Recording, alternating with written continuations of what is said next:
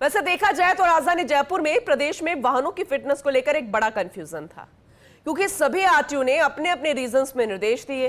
Fitness centre संचालकों को phone कर वाहनों की फिटनेस ना करने के निर्देश दिए, क्योंकि यही था कि फिटनेस सेंटर बंद हो जाएंगे।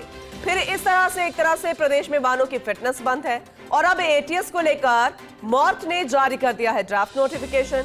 एटीएस की अनिवार्यता को लेकर लोगों से मांगे हैं 1 महीने के सुझाव भी। सुझाव मिलने के बाद मॉर्थ लेगा फैसला, लेकिन 1 महीने तक प्रदेश में फिटनेस सेंटर चलेंगे या नहीं लेकर और या फिर नहीं, इसे लेकर कंफ्यूजन रह रही है। लेकिन अभी हमने एक बड़ी खबर आप तक पहुंचाई थी। केंद्रीय सड़क एवं परिवहन मंत्रालय द्वारा अवधि को बढ़ाया गया है कि वो फिटनेस सेंटर बंद नहीं होंगे, तो हो सकता है कि एटीएस की अनिवार्यता को लेकर लोगों से मांगे 1 महीने तक सुझाव। जो कंफ्यूजन थी, हो सकता है कि वो दूर हो गई हो। डेप्यूटी एडिटर सुरेंद्र सिंह परमार हमारे साथ जुड़ चुके हैं, विस्तार से उनसे जानकारी लेंगे।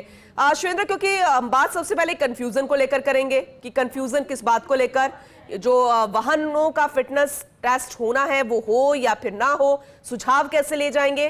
तीसरी महत्वपूर्ण जानकारी ये कि मंत्रालय की तरफ से निर्देश है कि अवधि को बढ़ा दिया गया, फिटनेस सेंटर बंद नहीं होंगे। तो विस्तार से ओवरऑल जरा अपडेट कीजिएगा। ये पूरी अभी कंफ्यूजन की स्थिति है पूनम, और कंफ्यूजन इसलिए है क्योंकि सड़क परिवहन केंद्रीय मंत्रालय के निर्देश थे कि जो फिटनेस सेंटर अभी पूरे देश में चल रहे हैं उनको बंद किया जाएगा 30 सितंबर तक जी। और 30 सितंबर के बाद जो एटीएस है, ऑटोमेटिक टेस्टिंग स्टेशन, वहां से फिटनेस बनाई जाएगी वाहनों की। लेकिन पूरे देश के जो फिटनेस सेंटर संचालक हैं उन्होंने केंद्रीय मंत्री नितिन गडकरी से मुलाकात की। उन्होंने कहा कि हम तो इतना भारी भरकम निवेश करके बैठे हैं, अगर हमारे फिटनेस सेंटर बंद हो जाएंगे तो हमको बड़ा नुकसान हो जाएगा। तो ये मान के चल जा रहा था कि कोई ना कोई निर्देश इसके बारे में मॉर्थ से आएंगे, केंद्रीय सड़क परिवहन मंत्रालय से। लेकिन क्योंकि जो प्रदेश का परिवहन विभाग है उसको निर्देशों की पालना करानी थी, तो सभी आरटीओ ने अपने अपने रीजन में फोन कर दिए जो फिटनेस सेंटर संचालक है उनको कि आप अपना फिटनेस सेंटर बंद कर दीजिए, अब आप नियमों के मुताबिक वाहनों की फिटनेस नहीं कर सकते।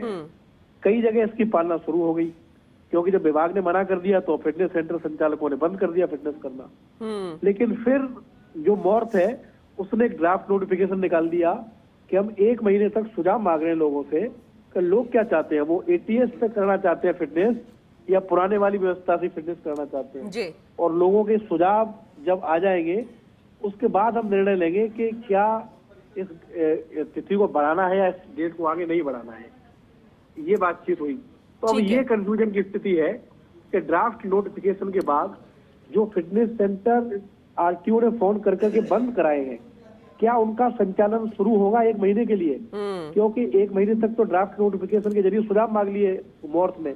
कई फिटनेस सेंटर संचालकों के हमारे पास फोन आए सुबह से कि हमको तो आरटीओ ने डीटीओ ने मना कर दिया, हम तो फिटनेस कर ही नहीं सकते।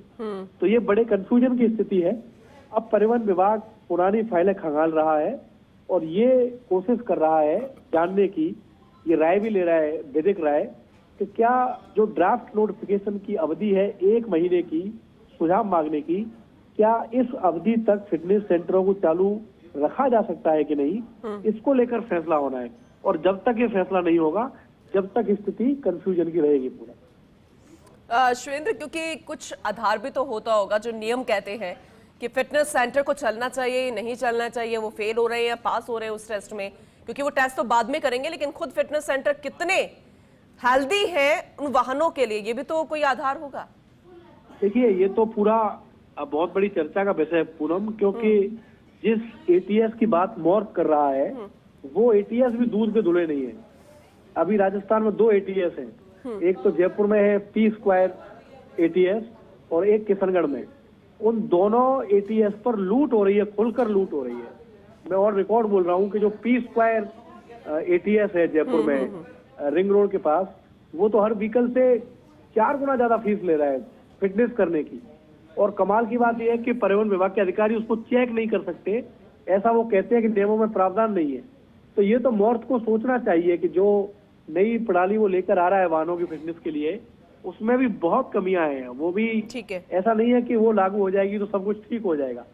तो ये कंफ्यूजन है और मुझे लगता है कि 2-1 दिन लगेंगे इस कंफ्यूजन को दूर होने में।